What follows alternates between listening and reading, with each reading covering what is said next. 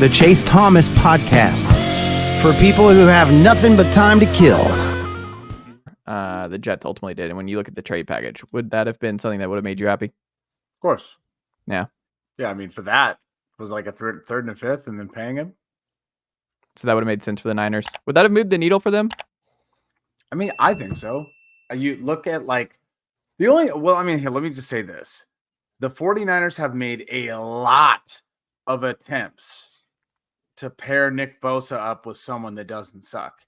And it is just like constant bargain bin shopping, right? They try to get lucky getting Randy Gregory's. They signed Clelin Ferrell, and he actually did well, right? It's all these reclamation projects in the Chris Kasurek school of hard knocks. So it's like, I think if you get someone that's actually talented, we've just all been waiting to see it. I think everyone wants to see it. Like, what does Nick Bosa look like next to another really good pass rusher? I mean, I know it's like maybe a little too, I'm asking for too much at this point. Like, what more do the 49ers need? But I would have liked it. So what do they do? Who's going to be the starting guy opposite of Bosa right now? Who's it figuring to be?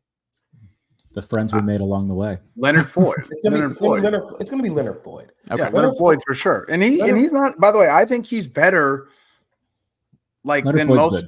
Yeah, like Floyd is a good number 2. Yeah. Like, I think that's probably going to, without any kind of like competition, be the best defensive end that they'll have paired next to Bosa.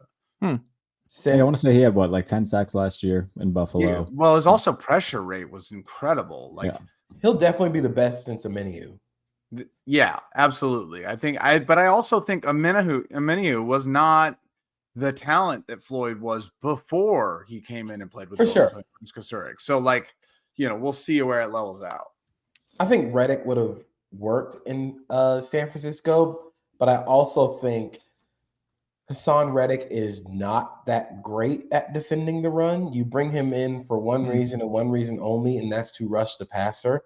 Like, it makes sense for the Jets because you don't have to play him on early downs. Like, you can use him like you use Bryce Huff, and you can have John Franklin Myers on the outside early and then kick him inside on passing downs. If Haason Reddick were to play in San Francisco, he'd have to be on the field for early downs. And you kind of create the same problem that the 49ers have had since the defensive scheme kind of shifted. And since drafting Nick Bosa is whichever way Nick Bosa has lined up or whichever way Fred Warner is, run away from them because that's where they put their 285-pound nose tackle and Chris Kasurek, like reclamation project. The thing with we talk about the other side of this with the Jets now is, you look at them defensively. Obviously, they were good last year defensively. The offense was just putrid, and they keep adding pieces to that side of the ball. If Rodgers is just 70% of what he used to be, I mean, that's at least a 9-win team on paper. And then all of a sudden, the AFC East, man. I mean, you got Buffalo, who's won the division for 4 or 5 straight years. The Dolphins will be, still explosive and still in the mix. And then the New York Jets, man, could be fun. Listen, I just worry with the Jets because you're counting on Mike Williams to be healthy for 17 games, and I don't think that's not going to happen. You guys, the New York Jets got the number 2 pick in the draft. They had the opportunity. They took what they thought that was the best quarterback. The universe said no, bust. They then try a bunch of other things, finally land Aaron Rodgers, arguably still in almost his prime, tears his Achilles.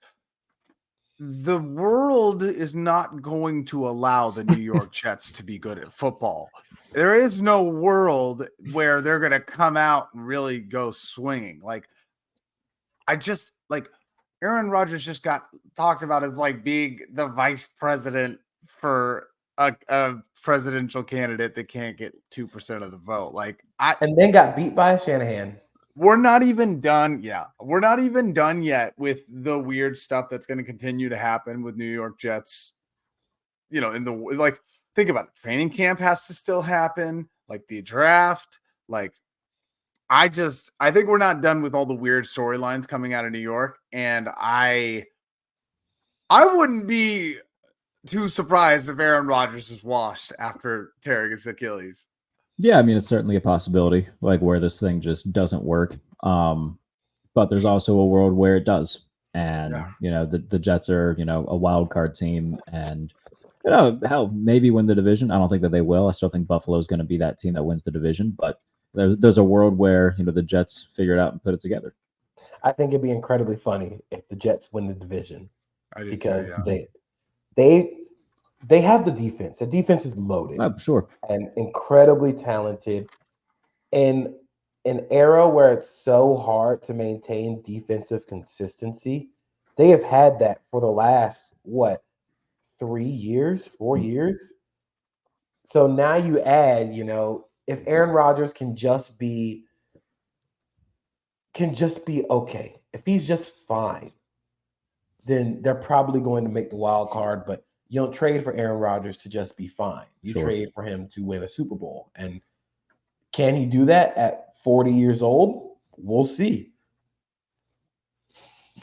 We shall see. Okay. Well, there's a lot of time for that, and we'll talk more Jets when we get to that point. Nicely done, nephew. The Chase Thomas podcast. Hell yeah.